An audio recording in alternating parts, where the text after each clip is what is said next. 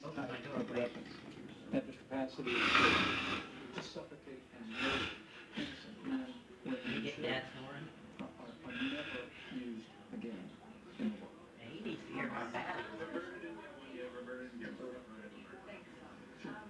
When you were at the beginning of your meeting with President Tanya Danto, the remarks seemed pretty brusque and to your point, and he made the comment in his remarks Glonk that few, glonk few. mutual respect. And I wonder if some of President Trump's recent remarks about putting Oh shoot, I got the frickin'